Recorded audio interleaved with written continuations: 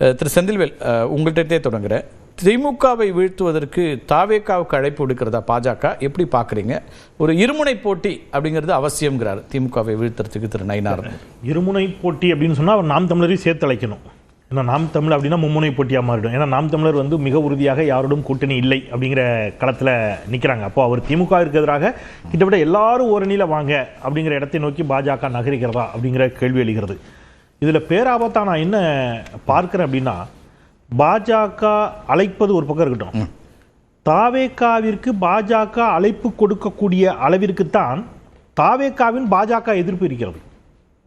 நீங்க பாஜகவால் கம்யூனிஸ்ட் கட்சி கூப்பிட முடியுமா? திமுக கூட்டணி இல்லாட்டாலும் மக்கள் நல கூட்டணின்னு போட்டிட்டாங்க. கம்யூனிஸ்ட் கட்சிகளை எங்களோடு வாருங்கன்னு கூப்பிடல. காங்கிரஸை கூப்பிட முடியுமா? கூப்பிட முடியாது. திமுக கூப்பிட முடியுமா? கூப்பிட முடியாது. அப்போ தாவேகாவை பாஜக அழைக்குது அப்படின்னு சொன்னாலே உங்களை அணுகக்கூடிய இடத்துல நீங்க இருக்கிறீங்க அப்படிங்கிறதே ஆபத்து. அதற்கான ஒரு இடம் இருக்குன்னு இவங்க நம்புறாங்கன்றீங்களா? அதுவே பேராபத்து. அந்த ஸ்பேஸையே தாவேகா கொடுத்திருப்பதே பேராபத்துன்னு நினைக்கிறேன். நீங்க வந்து உங்களை வந்து கனவிலும் பாஜகவோடு அவர்கள் கூட்டணி சேர மாட்டார்கள் என்ற ஒரு நம்பிக்கையை நீங்க உங்களுடைய செயல்பாடுகளின் மூலம் பாஜகவிற்கும் உணர்த்தியிருக்கணும், நாட்டு மக்களுக்கும் உணர்த்தியிருக்கணும் நான் வந்து நம்புறேன். அப்போ நீங்க அதை ஏற்படுத்த தவறிட்டீங்க. தாவேகா அதை ஏற்படுத்த தவறிய காரணத்தினால மிக துணிச்சலோடு பாஜக என்னது நீங்க எல்லாரும் வாங்க அப்படிங்கிற இடத்துக்கு வர்றாங்க. நிச்சயமாக மிக கணிசமான வாக்குகளை திரு விஜய் அவர்கள் பெறுவார். நான் எல்லா இடத்துலையும் சொல்கிறது, அவரை நான் குறை மதிப்பீடு செய்யவும் விரும்பலை, மிகை மதிப்பீடு செய்யவும் விரும்பலை. அவர் நாளைக்கு ஆட்சியை பிடிச்சிருவான்னு சொல்கிறதுலையும் எனக்கு மாற்று கருத்து இருக்குது. அவர் தான் இரண்டாவது பெரிய கட்சி எதிர்கட்சிங்கிறதையும் மாற்று கருத்து இருக்குது. அவர் ஓட்டே வாங்க மாட்டார்னு சொல்கிறதையும் மாற்று கருத்து இருக்குது. அப்போ கண்டிப்பாக ஓரளவு கணிசமான ஓட்டை வாங்குவார். அந்த கணிசமான வாக்குகள் அப்படிங்கிறது நிச்சயமாக ஆட்சி கட்சிக்கு எதிரான வாக்குகள். அப்போ அது யாருக்கு பாதகத்தை ஏற்படுத்த போகுது, யாருக்கு சாதகத்தை ஏற்படுத்த போகுது அப்படின்னா, வாக்குகள் பிரிக்கின்ற பொழுது அது ஆட்சி கட்சி ஆகக்கூடிய திமுகவுக்கு சாதகத்தை ஏற்படுத்தும். அந்த அடிப்படை நயனா நாயந்திரன் வந்து வாங்க அப்போ எல்லாரும் ஒன்றா ஆயிடலாம் அப்படிங்கிற இடத்துக்கு வராரு. ஆனால் சிக்கல் என்னன்னா, யார் முதலமைச்சர் வேட்பாளர்? எடப்பாடி பழனிசாமியை முதலமைச்சர் வேட்பாளராக ஏற்றுக்கொண்டு நயினார் நாகேந்திரன், ரொம்ப கவனமாக சொல்கிறேன், நயினார் நாகேந்திரன் அந்த கூட்டணிக்கு தயார். ஆனால் அமித்ஷா அந்த நிமிஷம் வரைக்கும் தயாராங்கிறத மாற்றுக்கிறது இருக்கு. அவர் திருப்பி என்ன சொல்றாரு, அதிமுகவில் இருந்து யாரேனும் ஒருவருங்கிற வார்த்தையை பயன்படுத்துறாரு, கூட்டணி அமைச்சருங்கிறாரு. அப்போ ஆல்ரெடி அங்கே ஒரு டிஸ்பியூட் இருக்குது. இப்போ விஜயும் உள்ள கூப்பிட்டீங்கன்னா நிச்சயமாக விஜய் தரப்புல விஜய் தான் முதலமைச்சர் வேட்பாளர். அப்ப விஜயனுடைய தலைமையை ஏற்றுக்கொண்டு ஒருபோதும் எடப்பாடி பழனிசாமி அவர்கள் என்ன செய்ய மாட்டார், அந்த அப்படி ஒரு கூட்டணிக்கு போகவே மாட்டார். ஏன்னா இந்த நிமிடம் வரை விஜய் நிரூபிக்கப்படாத சக்தி தான்.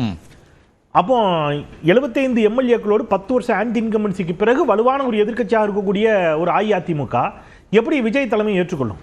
அதுக்கு மாற்று வாய்ப்பே கிடையாது. அதிமுக நீண்ட நெடிய பாரம்பரியம். இதெல்லாம் தெரியக்கூடிய சூழல்ல இருந்து தான் பாஜகவோட இந்த அழைப்பையும் பார்க்க வேண்டியிருக்கு. அல்லது அழைப்பு இல்லைனாலும் செய்தி அப்படின்னு ஒரு செய்தி தானே சார். இது நீங்க கூப்பிடுறது தானே, நீங்க வாங்க, அது ஒரு ஜஸ்ட் எல்லாரும் வாங்க அப்படிங்கிற மாதிரியான ஒரு இதுதான்.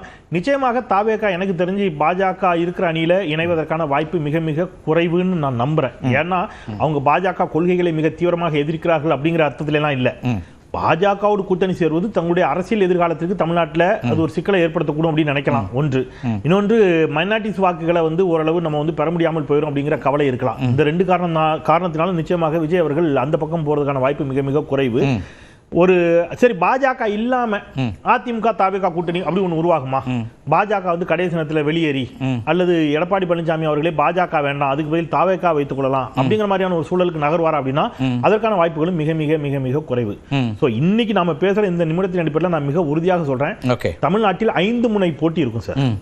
ஒன்று திமுக அணி, இன்னொன்று அதிமுக பாஜக அணி. 5 முனை. ஆமா, 5 முனை போட்டி. ஒன்று திமுக அணி, இன்னொன்று அஇஅதிமுக பாஜக அணி, இன்னொன்று நாம் தமிழர், இன்னொன்று தாவேகா, இன்னொன்று தேர்தல் ஆணையம். தேர்தல் ஆணையமும் ஒரு அணியா கண்டிப்பா இந்த தேர்தலில் களத்தில் இருப்பாங்க. அவங்க எப்படியாவது திமுகவை ஆட்சி விட்டு இறக்கணும்னு அவங்களும் அவங்க தரப்புக்கு சில வேலைகளை பண்ணுவாங்க.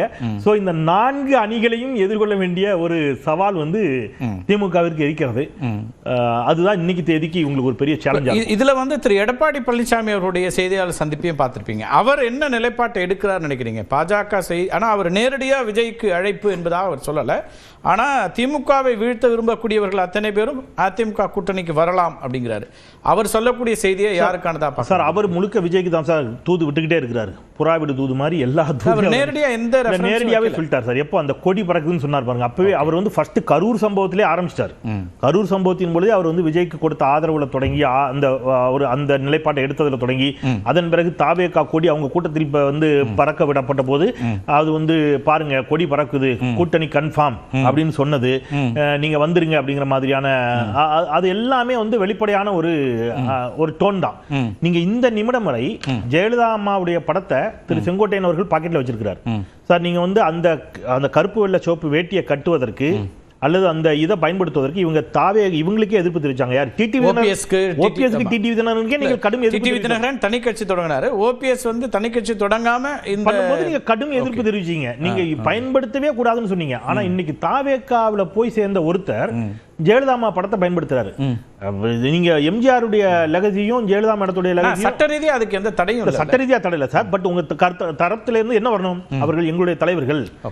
நீங்க வந்து அவங்களை கபலீகரம் செய்ய முயற்சிப்பது இருக்கு இல்லையா? இப்போ சார் நீங்க அண்ணாவை கொண்டாடுறாங்க, கார்ல் மார்க்ஸை கொண்டாடுறாங்க. கேபி முனுசாமி சொன்னார், ஜெயக்குமார் தலைவர்களை சொல்லாம அவங்களால இங்க வந்து அரசியல் செய்ய முடியாதுங்கிறதா நிலைமையா இருக்கு. ஜெயக்குமார் மட்டும்தான் தொடர்ச்சியா சொல்றாரு. முளைத்து 3 இலை விடவில்லை அப்படிங்கிற வரைக்கும் ரெஃபரன்ஸ். ஆனா யார் சொல்லியிருக்கணும்? எடப்பாடி பழனிசாமி அவர்கிட்ட இருந்து ஸ்ட்ராங்கா ஒரு எதிர்வினை வந்திருக்கணும் அப்படின்னு நான் எதிர்பார்க்கிறேன். நீங்க வந்து ரொம்ப ஸ்ட்ராங்கா எடப்பாடி பழனிசாமி அவர்கள் எங்களுடைய தலைவர்களை வந்து நீங்க வந்து அது சார் அதிமுக வாக்குகளை குறிவைக்கிற முயற்சி தானே, அப்பட்டமா தெரியுது. நீங்க திமுகவிற்கு எதிரான லாஜிக் இப்படி பண்ணு பாருங்களேன். அதிமுக குறித்து நேரடி விமர்சனங்களை இதுவரைக்கும் திரு விஜய் வைக்கவே இல்லை. அப்படிங்கும்போது ஏன் அன்னெசரி அவரை வந்து விமர்சிக்கணும்னு நினைக்கலாம் இல்லையா? நம்ம எதிரி திமுக தான், ஆட்சி கட்டத்தில் இருக்கிறவங்க, அவங்கள விமர்சிச்சா போதும் அப்படின்னு திரு எடப்பாடியோ அல்லது அதிமுக நினைக்கலாம். அதனால யாருக்கு ஆபத்து? களத்தில் இருக்கக்கூடிய பிரதான எதிர்க்கட்சியான அஇஅதிமுக விஜய் விமர்சிக்க மறுக்கிறார் அல்லது விமர்சிக்காமல் கடந்து போகிறார். அது ஒரு உத்தியா அல்லது வேற என்னங்கிறத விட்டுருங்க. இன்னொரு பக்கம் அந்த பிரதான எதிர்க்கட்சியினுடைய தலைவர்களை பாராட்டுகிறார், சொந்தம் கொண்டாடுகிறார். அவர் கட்சியில போனவர் அந்த எதிர்க்கட்சியினுடைய தலைவியினுடைய புகைப்படத்தை பாக்கெட்ல வச்சுக்கிறாங்க.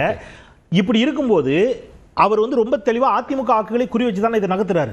இப்ப இதனால உங்களுக்கு இழப்பு இல்லை. அப்ப நீங்க என்ன செய்யணும்? இல்ல, களம் என்பது திமுகவிற்கும் அதிமுகவிற்கும் தான். தாவேகா வந்து இப்ப புதிதா வந்த கட்சி, நீங்க எங்களுக்கு போட்டியே இல்ல அப்படிங்கிற ஒரு ஸ்ட்ராங்கான ஒரு மெசேஜ உங்களை விட நாங்க திமுக எதிர்ப்புல வலுவா இருக்கிறோம். அவரை நிராகரிப்பதன் மூலமா அப்படியான ஒரு மெசேஜ் எடப்பாடி சொல்ல நிராகரிக்கலையா? நிராகரிச்சுதான் நீங்க கூட்டணி கூட்டிருக்க மாட்டீங்களா? கொடி அசைஞ்ச உடனே கூட்டணிக்கு வாங்கிட்டீங்களே. But our நிராகரிக்கிறாரு sir. நீங்க ஒண்ணு இல்ல சார், நீங்க இன்னைக்கு தேதிக்கு விஜய் பெரிய லீடரா, எடப்பாடி பழனிசாமி பெரிய லீடரா, நிராகரிக்கல, இக்னோர் பண்றதன் மூலமா கூட தவிர்த்து விட்டு நான் என்ன சொல்றேன் சார், இன்னைக்கு தேதிக்கு நிச்சயமாக எடப்பாடி பழனிசாமி தான் விஜயை விட பெரிய லீடர். அனுபவத்திலையும் சரி, அரசியல் அனுபவத்திலும் எல்லாத்தையும், ரைட், வாக்கு வங்கி சதவீதம் எல்லாத்திலையும். அப்போ நீங்க சொல்றீங்க புதுசா வந்து ஒரு கட்சி, அதுக்கு எத்தனை சதவீதம் வாக்குன்னே தெரியாத ஒரு கட்சி எங்களோட கூட்டணிக்கு வருங்கிறத நீங்க அவ்வளவு எந்துவா நீங்க சொல்லிட்டீங்க. அங்கிருந்து இந்த நிமிடம் வரைக்கும் உங்களுக்கு எந்த ரிப்ளையும் வரல இல்ல. அப்போ நீங்க அது வந்து உங்களை இக்னோர் பண்றாங்கல்ல, உங்களை தவிர்க்கிறார்ல விஜய். அதையாவது நீங்க இனம் கண்டு நீங்க என்ன செஞ்சிருக்கணும்? நீங்க வந்து அதற்கு பதிலடி கொடுத்திருக்கணும். நீங்க இந்த நிமிடம் வரைக்கும் அதுக்கு என்ன செய்யல, பதிலடி கொடுக்கல. இன்னொன்னு சார், கடைசியா அவர் ஈரோட்டில் பேசிக்கின்ற பொழுது நாங்க அவங்கள பேசலையா இவங்கள பேசலையான்னு கேட்கறாங்க அப்படின்னு சொல்றாரு. ஊடகவாதங்களில் பலரும் எழுப்பக்கூடிய கேள்விதான், பாஜகவை ஏன் பேசல, அதிமுக ஏன் பேசலன்னு பலரும் தாவேகாவை நோக்கி வைக்கக்கூடிய கேள்வி அவர் அட்ரஸ் பண்ணிக்கின்ற போது என்ன சொல்றாரு? களத்திலேயே இல்லாதவர்களுக்கு நான் ஏன் பதில் சொல்லணுங்கிறார். அவர் அது அதிமுக தான் சொல்றாரு. அதிமுக பாஜக கூட்டணி இன்டாக்டா எடுத்துக்கிட்டீங்கன்னா அவங்க தான் அப்படிதான் எடுத்துக்கிறாரு. நீங்க களத்திலே இல்லாதவர்களுக்கு நாங்க எங்க பதில் சொல்லணும் அப்படின்னு கேட்கிறாரு. நீங்க ஏன் பாஜக பேசலன்னு தான் நம்ம எல்லாருமே கேட்கிறோம். அப்ப அதுக்காவது என்ன செய்யணும்? நீங்க அவ்வளவு தூரம் அவர் போயிட்டார் பாருங்க. நீங்க வந்து போட்டியே திமுகவுக்கும் டிவிகேவுக்கும் தான் நீங்க அவர் வார்த்தைக்கு வர சொல்றாரு. திமுகவுக்கும் தாவேகாவுக்கும் தான் போட்டி என்று சொல்லிக்கிற பொழுது ஆனா ஒரு தயக்கம் இவங்களுக்கு இருக்கு. இவங்களுக்கு இந்த நிமிடம் வரைக்கும் தயக்கம் இருக்கு. எப்படியாவது விஜய் வந்து விடுவார், வருவார் அப்படின்னு நம்புறாங்க, வர வேண்டும் என்று விரும்புகிறார்கள்.